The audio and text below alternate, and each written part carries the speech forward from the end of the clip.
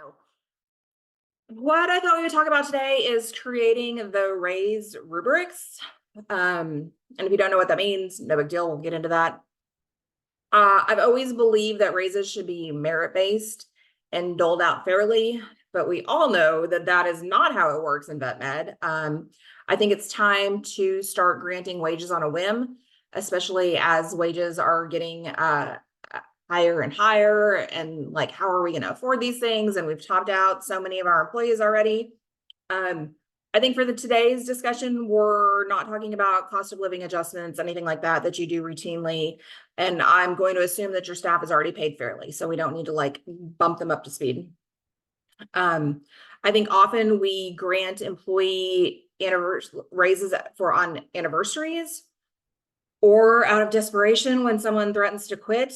But so I think that we should really work on a rubrics that fits our values, fits our culture, is tuned to your practice, and then we're going to try to stick to it and not do those one-off raises that don't really fall in line with the others. Just because we've made it another trip around the sun and you're still working at the same practice doesn't necessarily mean you get a bump in salary. Like, what are you doing for us? What are you bringing to the table?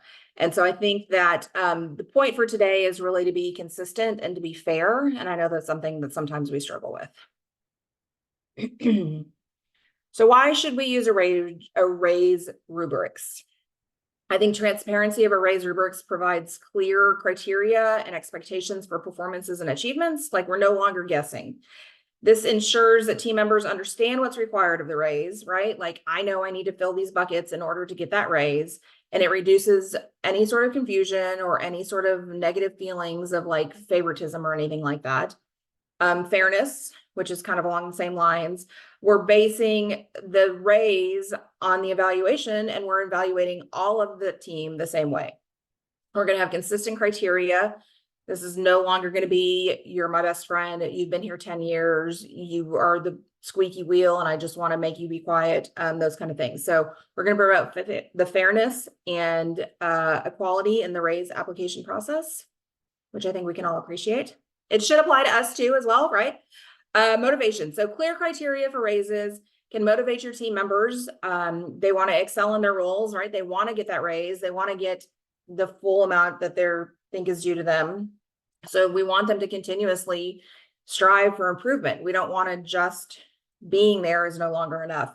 So when they understand how their performance, their attendance, their attitude can direct their compensation, they might be more motivated to perform better. Retention. I think that fair and transparent processes contribute to higher employee satisfaction, and there's no longer the, why does she make more than I do, right? Like, it's, you know, that your employees are going to talk about how much they earn, and you know that no one ever going to think that it's fair. And we can't stop that from doing it. So all we can do is have a process and not just be willy-nilly giving raises. It also identifies areas where the team members can improve and grow, again, with the motivation.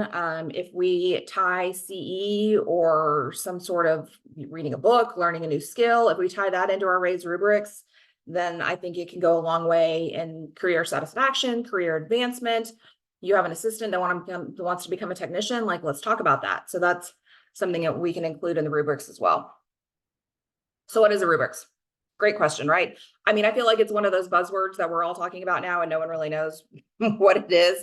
It's just a fancy name for a scoring guide used to evaluate performances by defining expectations and listing what's going to be assessed. So we know what's coming.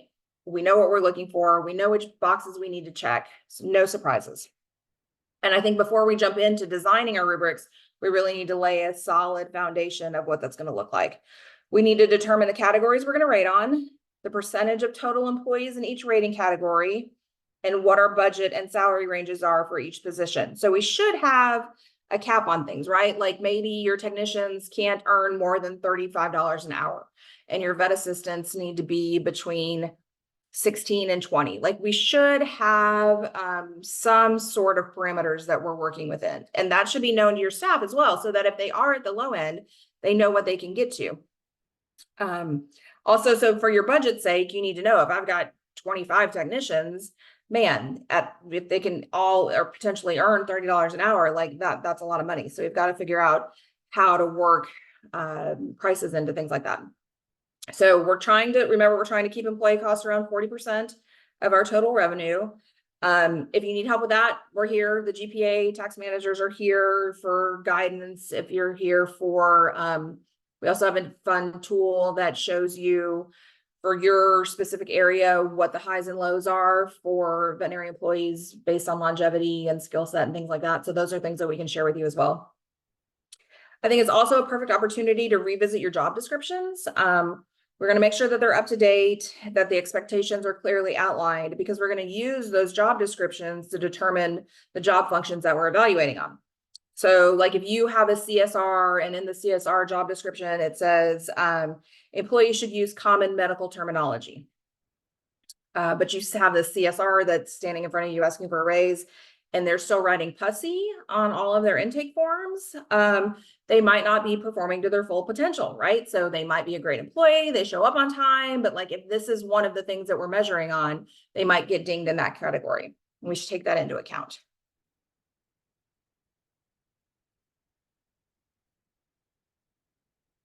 So we're going to create a rubrics evaluating and granting raises in your practice. It requires a thoughtful approach to ensure fairness, right? And some considerations that we're going to include might be performance. So we're going to assess the team members' performance based on various criteria like quality of patient care, client satisfaction and communication skills, ability to work well with the team, attendance and punctuality, compliance with practice policies. If your team motto, or if you have a team motto or core values that you practice by, you can also incorporate those into their rubrics as well. Like if your model is we treat every pet like our own, then your team should exemplify that in their actions, and we should evaluate accordingly. This is really your chance to make it your own. You can throw in here anything that's bothering you, anything that you want to have your standards be. Like if you want to be client focused, this is what we're going to then add to our rubrics. So for skills and qualifications, we're going to consider the individual's level of education, training, certifications, any specialized skills they bring to the team. Like, you've got that one person that's great at ultrasound, or maybe you've got your lab guy. So we're going to consider that. That it might also be like if you have a vet assistant who just can't pass their certification for an LVT, like these are things that we need to be looking at, seeing how we can help, making sure we're paying them and incentivizing them correctly. But this is also, you can say like, hey, let's do some specialized training. You want to work on dentistry, surgery, behavior, like all of these areas of improvement we can work on. And then maybe next year you've taken on more skills and we can bump you up into a different category. I think years of experience is important. It's not all that we need to look at, but I think that recognizing the value and experience of loyalty in the veterinary field is vital. The longer serving team members may have developed a deeper understanding of the practice of animal care. They've built relationships with your clients, and that goes a long way. Like we need to recognize those relationships and just the value of being around. If you've been at this practice for 10 years, like that means something. And we want to encourage you and reward you accordingly. So responsibilities and duties, we want to evaluate the extent of the team members' responsibilities within the practice, right? You've got some people that just walk in the door and do the jobs that are assigned to them. And you've got others that are taking on new projects, that want more responsibilities, that are constantly coming to you with new ideas. So those that take on additional duties or leadership roles, like training new staff or managing inventory, they may warrant a higher raise category. Like these people are the ones that are running your practice. These are the cogs that are helping you move forward. And so we need to make sure that we're recognizing them come raise time. Professional development, we can consider whether the team member has actively pursued or completed either mandatory continuing education or gone outside and worked on their own to improve their skills and knowledge. Like there's so much going on in vet med. Things are always changing, whether it's new products, whether it's new equipment, there's always things that we can be learning.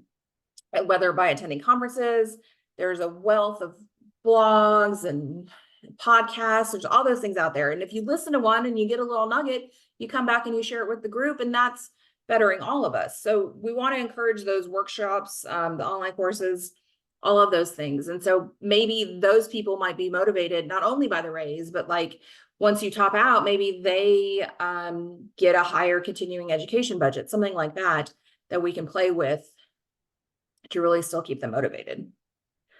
So as far as client feedback and reviews, I think that we all have employees that clients either love or hate, right?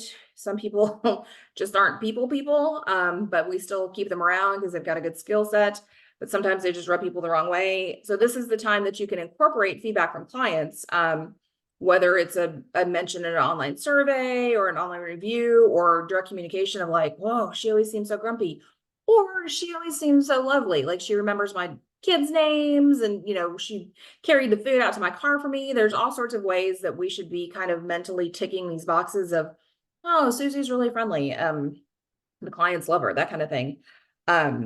Just keeping in mind on customer service. Team contribution. We need to assess how the team members contribute to the overall success and culture of the practice.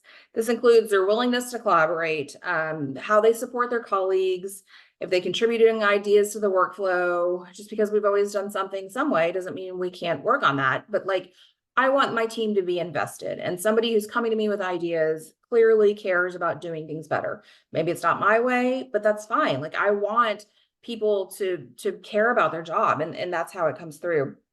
I think this is the difference between like actively participating and those who just show up. So other considerations that we need to think about before we handing out raises is market trends and industry standards, right? So we had talked about that. Researching salary benchmarks for veterinary professions in your area. We want to ensure that you don't necessarily need to be the highest, but you don't want to be the lowest. We want to remain competitive, but we still want to stay within our budget for sure, and try to align with that 40% industry standard. So cost of living adjustments, changes in the local job market. This is something that GPA can help you with. We're here for questions, run the numbers, that kind of thing. Can I afford another technician? Can I bump up our raise bracket another $1? Like we can help you figure all that stuff out if you need. Also, the Veterinary Hospital Managers Association has a great industry-wide comprehensive salary survey that they do every year. So if you haven't been part of that, that's certainly something that you can access and get more information from, just to make sure that you're staying within those brackets.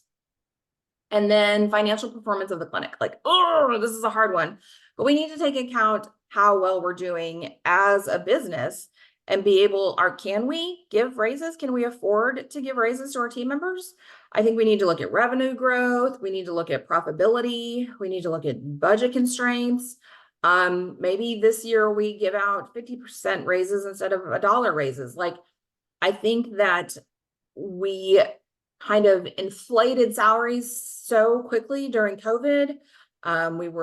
Business was running through the door, you know, like things were so different. And now here we are, we're desperate for employees. We're kind of outdone our budget a lot on some of these things. And so we can't just keep doing what we've been doing. Like something's got to change.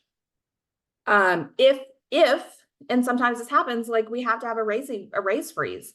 And I think that that's okay as long as you have that conversation with your staff.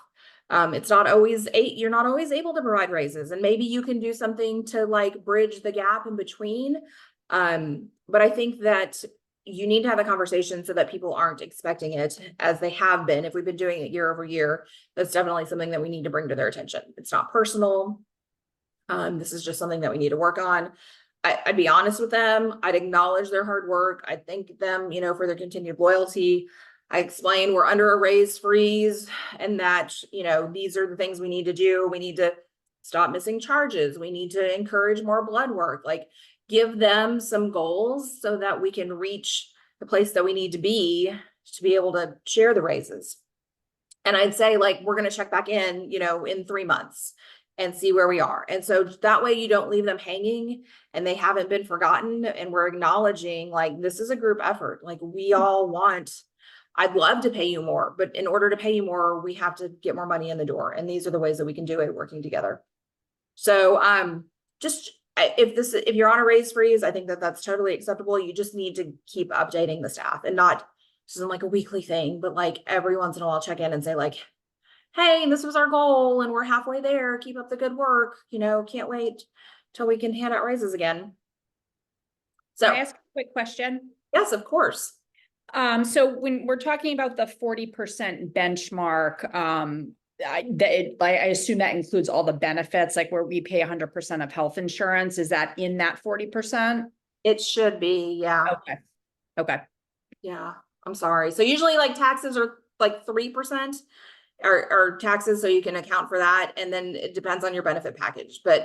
And that's another thing too, like as you're talking about these raises, because we're going to cap out at some point. But so as you're reviewing these, you should be including like, we're paying your insurance. This equals $5,000 a year. So now your $40,000 salary is really 45,000. Like the vacation you get adds on another grand. The pet benefits equal this. And so all of these things add up.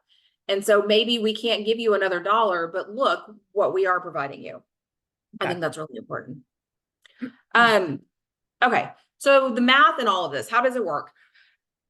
Let's say we have a team member up for evaluation. The maximum raise they're due for is $1. We're going to use a 5-point scale because that's easier to deal with. And we're going to assess 10 different aspects of their job.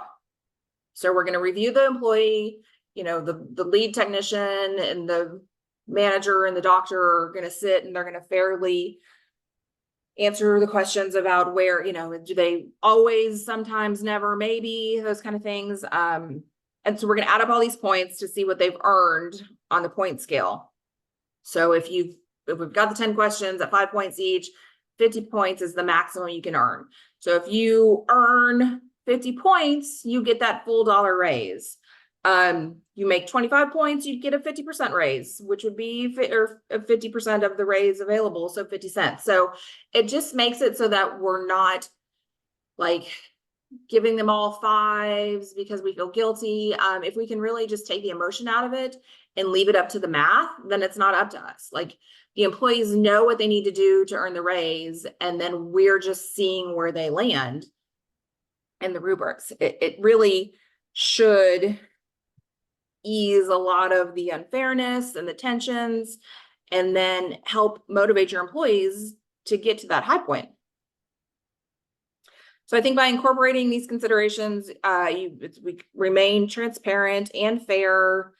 We're gonna reward the contributions that your team members are making. So the team members that participate more obviously get the higher raise. It's going to be consistent. It's going to be fair to all team members, I think, regardless of personal relationships. And I think that this can be used for anybody from like the brand new kennel tech to the tenured DVM. Like this is who we are as a practice. This is what we're working towards. This is how we hand out our raises. And because it's tailored to you, it should be tailored to your staff. Like, I think that this makes everything fair. So that's all I've got. I'm happy to answer more questions. We ran through that very quickly. We can always talk offline, or I can help you nail down your questions. I can walk through what it might look like when you're dealing this with your staff. But again, I'm happy to answer questions today or in the future. Next time we are going to talk about performance improvement plans, because that's always fun. That goes along with raises, kind of, right? And then, hey, just like you, we thrive on referrals and good reviews. So if you're so inclined and have been happy with the GPA team, we would love if you could leave us a review on the Google. So that is what I've got. Do you have like a little rundown of I guess the broad categories that you usually use, or for the kind of raise? I don't know. Did you guys see my screen? Did you see my PowerPoint? I see you. I did not. I only see you. Oh, I had a PowerPoint. Oh, shoot. Oh my gosh, y'all. Are you able to email it? Yeah, could you email it? I can. Do you see it now? I do not. Um, I took a lot of notes. oh my gosh, y'all, that's awful. There it There- is. Well, there it is. Here it is, Yeah. look. Here. Okay, we're gonna create a raise room. For slide number 1. Oh my gosh. Y'all, I worked hard on this. Look, it's This so is good. helpful. I know. Ay, ay, ay. It's all This right. is clearly not like I am not a PowerPoint person or a Zoom person. So here were the things that I thought were like the big categories. And then I think that you should, from these, you should make them your own. Like let's read our job descriptions. Let's figure out what is most important to us and then work those back in. And it doesn't have to be 10, right? Like I just was doing 10 because 10's an easy number for 5 and 10 and 100 and 20. But I mean, do what's important to you. This is like the time, right? Like when you're writing your handbook, you get the time to make it your own and get your pain points and the things that really bug you. So this is it as well. Like, I really think that attendance should be part of this, whether that's tardiness or calling in on Mondays or any of the things. So, I would definitely include that one if that's a pain point. I like professional development as well because I want people to do more year over year. Like just being there isn't enough anymore. Like if I'm paying you these crazy amounts that we never thought we'd pay our employees, like I need buy-in, I need participation, I need growth.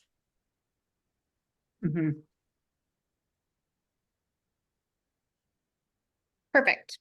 Are there any resources that sometimes I feel like we're always reinventing the wheel and trying to create all these job descriptions? Like, do you have places that you recommend that we could go that we could take that basic template and then make into our own? Oh, sure. So the Veterinary Hospital Managers Association has a wealth of templates. All right. I would definitely start there. And if you guys don't mind throwing your email in the chat box, Yeah. I can email you these slides, which is sad face McGee on that one. Talking about missed opportunity. I was like, this is my 3rd one to do, and I was like, I'm gonna knock this one out of the park. I've got this. So yay for that. Fourth time is when I'm gonna like really rock it. And Yeah, then and for some reason I'm not on like the list to get these emails. Just Kim is. Kim Tippy. Okay. We're I sent partners. invites to Kristen. But Yeah, she doesn't get them. They come in as evites. okay. I'll just put a note next to my email. Kim. Okay, to add you to the email list. And then Kim, I think my last time I talked about job descriptions. So I will also send you those slides. Okay. Great. Because it doesn't do them for you, but it like gives you some resources and it tells you like what should be included and where to start and that kind of thing. And then I'm happy to, if you are working on that, like I'm happy to read them after the fact and be like, do we want to add this or that kind of thing. Great. What else? Another question that I had is, we were thinking about doing some self-evaluations before Yes.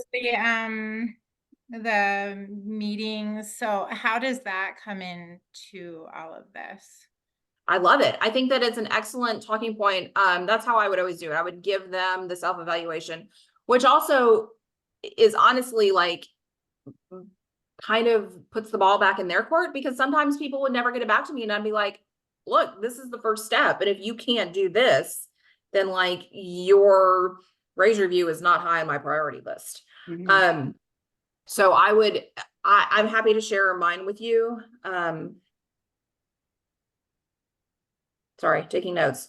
I can share that with you as well, and then you can just make it your own because I think it's really important to not only like give them a chance for feedback, because I would say like, what are the 3 things you're good at and what are the 3 things you want to keep working on? But also like so that they can reflect and be like, oh, have I contributed? Do I show up on time? Like, I think it's really like an important for them to look inside and be like, how am I as an employee? So, yeah. What else? I guess one other Oh, yeah, go. is we're thinking that we would probably do evaluations with everyone. I mean, we're a small practice, so I don't know, Kristen, like 14 people. Yeah, yeah. Like at the same time, like, and so I mean, it is going to be difficult because we're going to have to schedule these all in.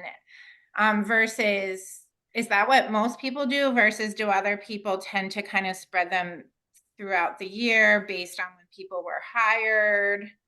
I Just think want- it's a lot. Yeah, I think some people do them like in January, you know, and I think that that's one way to do it, but it does put a lot of pressure. Like if you're doing 14 reviews in January, you can't do anything else, right? Like that all takes up so much time.